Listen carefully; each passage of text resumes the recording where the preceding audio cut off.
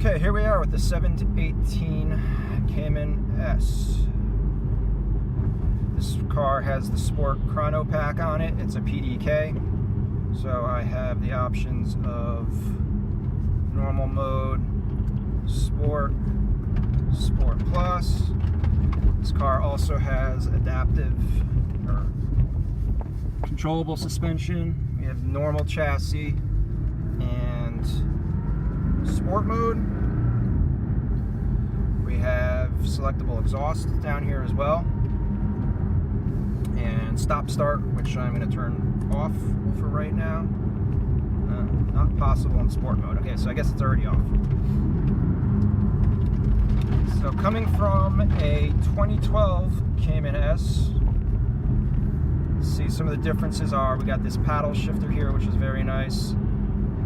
Much better than the thumb rocker switch they had on the 2018. Although I have gotten used to it, I will be trying to change that. I'm going to change this back to normal mode for now to try to kill some of the exhaust noise. Speaking of exhaust noise, I love the bark or the growl or whatever you want to call it on the 2012. I am not a big fan of the exhaust note on this turbo Cayman. It's loud, it's there, but it's not extremely pleasant. I don't know what else to say about it. And I guess stop start wasn't off since I switched modes. So that being said, it is quick. It's hard to tell that it's a turbo car. It's very responsive. The PDK is, I think it's actually a step up from the year that I have. The shifts feel snappier, and even the tack, the needle seems to click into position a lot quicker. And I don't know if that's just something they did in the gauge or if that's actually representative of the trans switching gears faster. Whatever it is, it's very nice to see. It makes everything feel very quick and tight. As far as interior goes, this has got kind of like a rubbery, I don't know, rubbery material on the dash and some of the console. There is leather, or what appears to be leather, on the console and some of the door handles. However, I have a full leather dash and car on my 987, and I do tend to like that better. It just makes it feel more expensive and a nicer place to live. Oh boy, we're coming up on some traffic here, so let me see if I can get onto the highway so this video does not get extremely boring extremely quickly. As soon as I find my easy pass, it's in here someplace. Back to it, try and get on something else here where I'm not sitting in traffic for the rest of my life. Alright, here we go. So this is the exhaust, loud mode. Driving around, you can hear the Caymans were never quiet cars, or at least mine was never a quiet car. You got a little bit of wind noise, you got a little bit of road noise. This car, you get a little bit tire racket. You get a lot of mechanical noise though. I mean, the engine's only 6 inches behind you, and the exhaust, as I said, it's not a super great noise. It's not this like nice induction noise, and it's definitely not a great exhaust noise. So if you're looking for a very quiet car, this is definitely not it. So this is, let me pop it down into, this is not sport mode, this is normal mode with exhaust loud. I'm in third.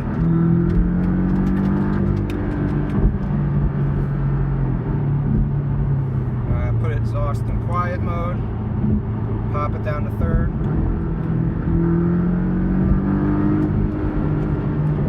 Honestly, to me, it's very difficult to hear the difference. But, however, for the first time since having this car, well, I had it a couple hours now, I did actually hear the turbo whistle right there. And some previous takes that I was doing, I was saying how you can't tell it's a turbo car because it wasn't making any noises. But right there was a faint whistle of the turbo, which is, you know, kind of cool.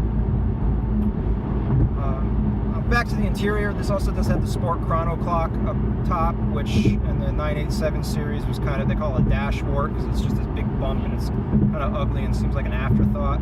Where in this car, it's kind of integrated a little bit more. I'll put a picture up.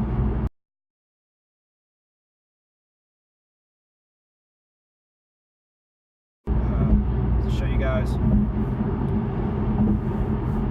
Power drives great. It's the steering's.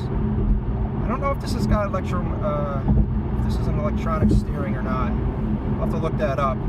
But as far as I can tell, it doesn't feel much different than my car. Maybe slightly less responsive. But let's see, just gotta get through Easy Pass here. And then the obligatory blast out of the toll plaza.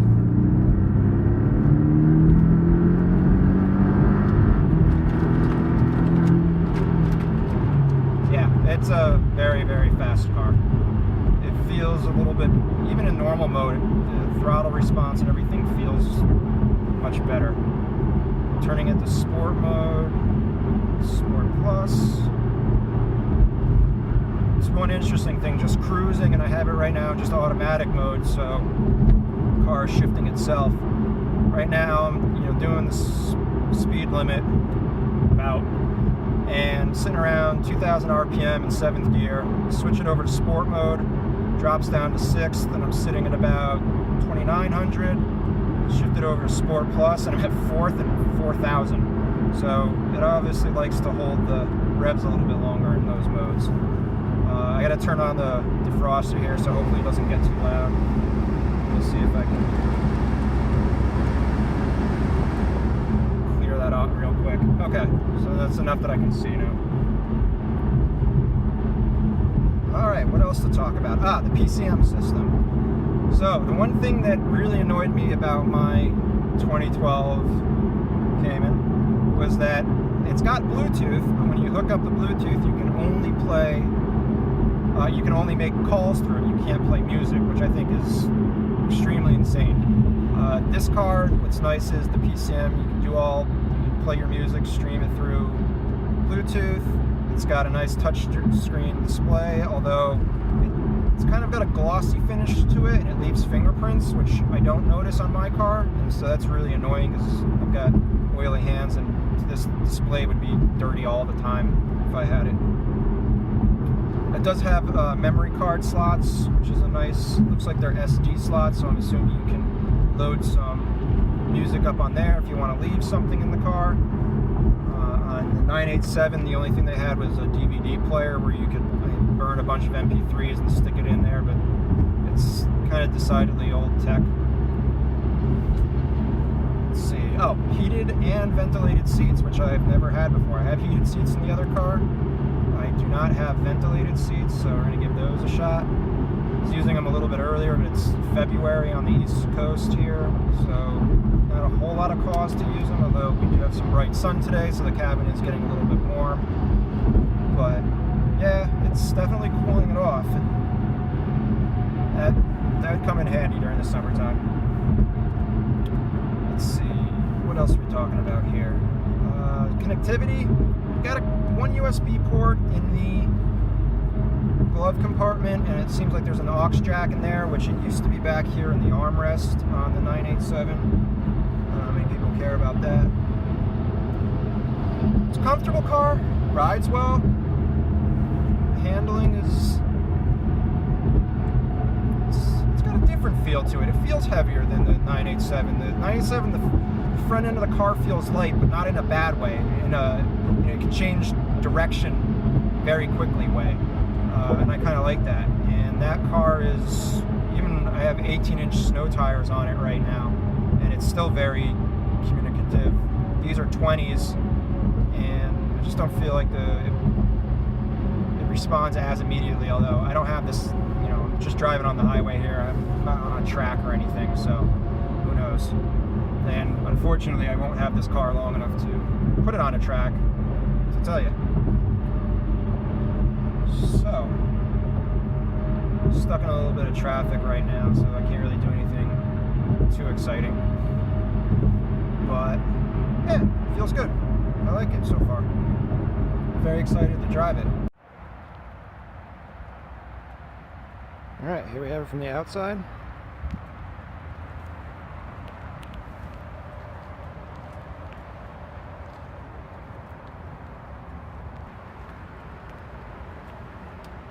.20-inch wheels, 2 piston calipers. I believe this is a 2 65-35 in the back.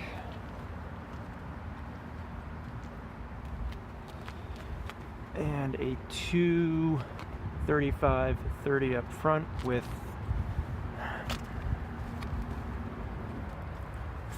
4-piston calipers. These are the standard steel brakes, not the performance carbon brakes.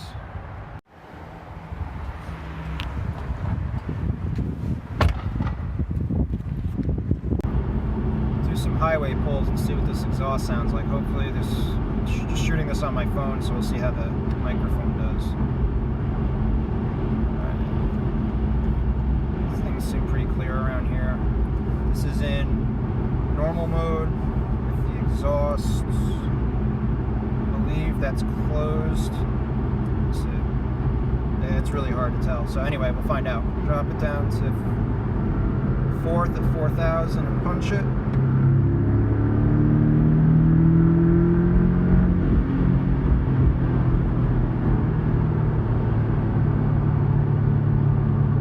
Okay. Now we're back at 4th and 4,000. The exhaust, I guess, is open now. That actually went to 3rd gear, so we'll do that again. 4th at 4,000, exhaust open. Put it in manual so it stops switching. It's a little bit louder.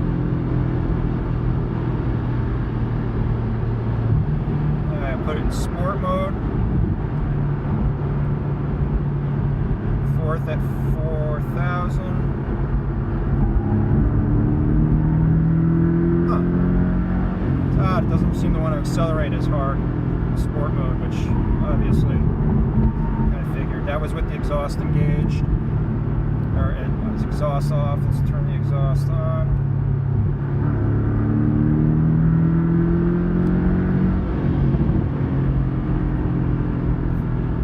A little bit more of a pop bang. It's very slight, but it's there. Let's just go back to normal mode for a minute and see if I hear that.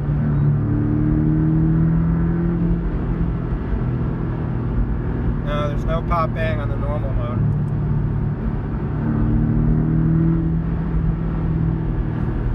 And Sport. Sport Plus. Exhaust is off. I'm calling exhaust off, meaning that the button's got the red light on it. So we're at 4th and 4,000.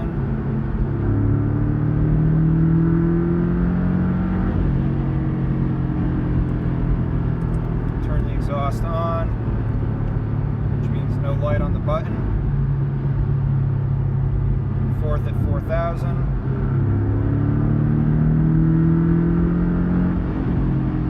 Yeah, I mean, I can't tell one way or another with the exhaust on or off.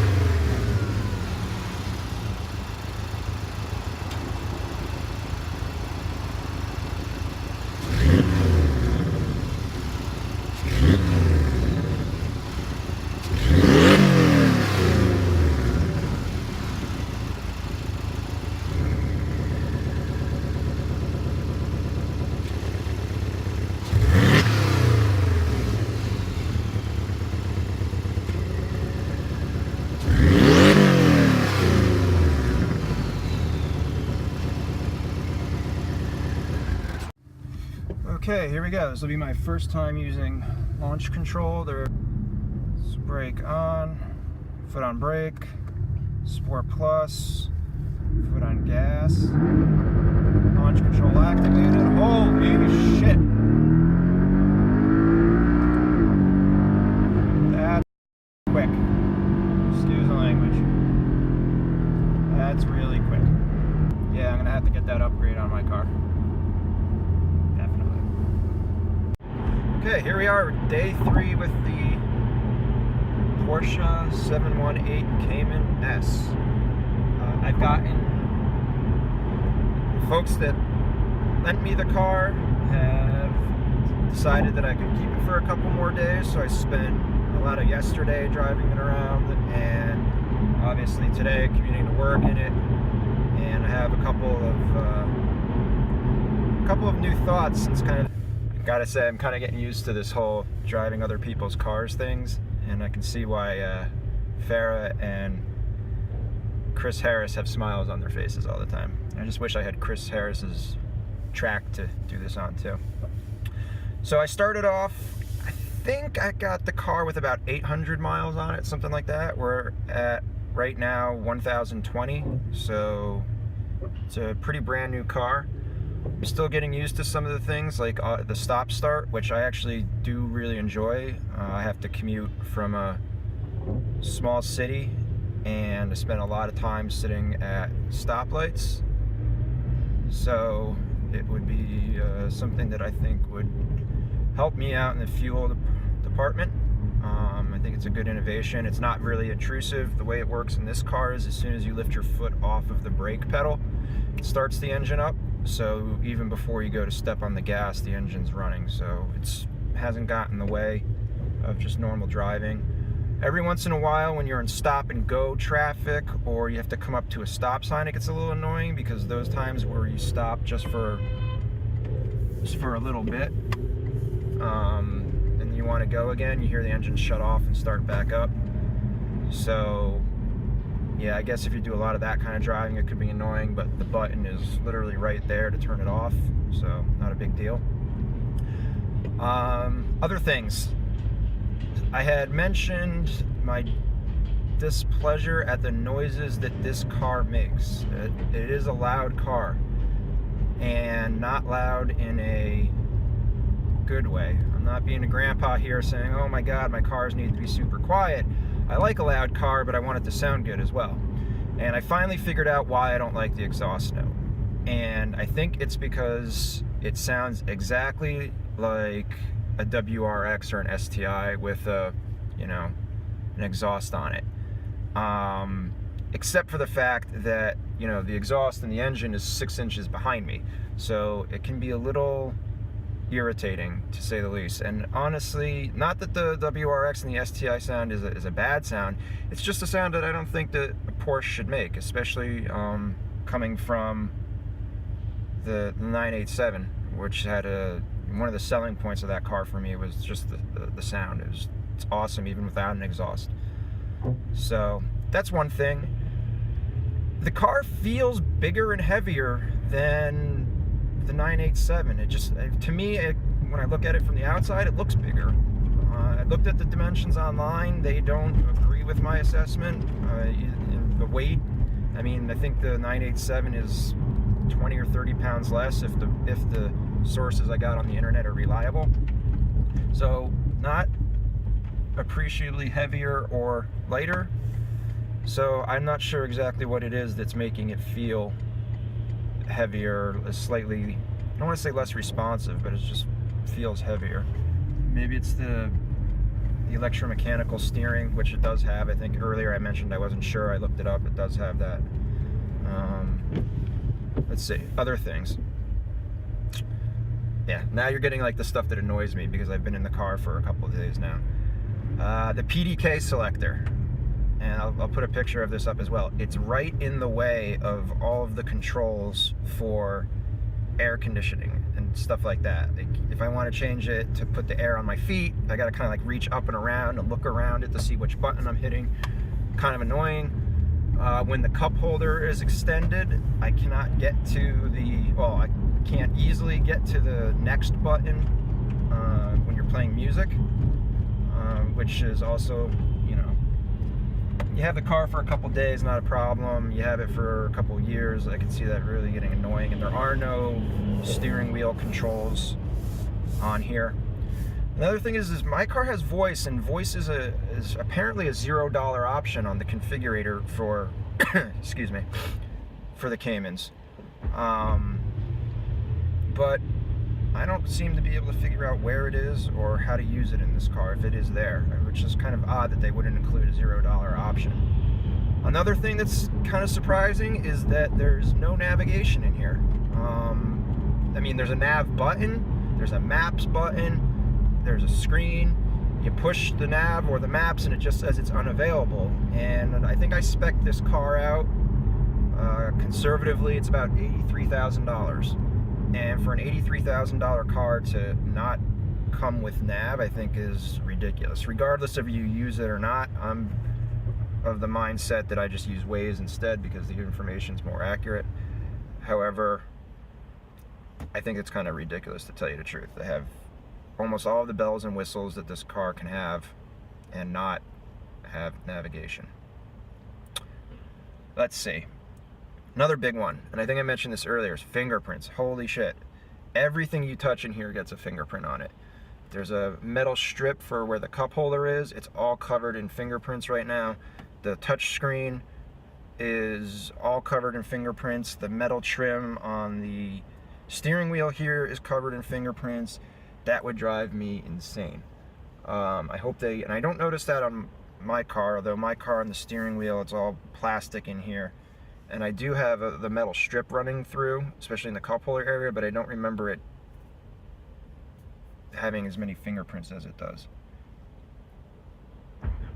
So, would I buy this car? I don't know. I really, really like my 987 that I purchased. We'll see what happens. I'll be curious when I get back into my car if I still think that my car is better than this one. This one's definitely faster. But like I said, the noises that it makes and just the expense of it right now, $83,000, and I don't know, go out and buy a 987 for 30 to 40 and I think you have, almost the same experience minus, like I said, the PCM thing. That being said, speaking of power, actually, I meant to bring this up before, is I think I had mentioned before that you couldn't really feel the turbo lag, and I think that's because I was doing a lot of highway driving at the time. I've started noticing that kind of around the town a little bit more. If I come around a low-speed corner and put my foot down, I don't want to say that there's nothing there. Sorry, I'm kind of going through a tunnel right. All right, here we are, out of the tunnel. So what I was saying, coming around the corner, you put your foot down a little bit, and it's not that there's no power. It moves, but then all of a sudden it just, oomph, like it just wallops you. Which is kind of a cool feeling. You have it come on, and like I said, I've never owned a turbo car before, so it's pretty cool.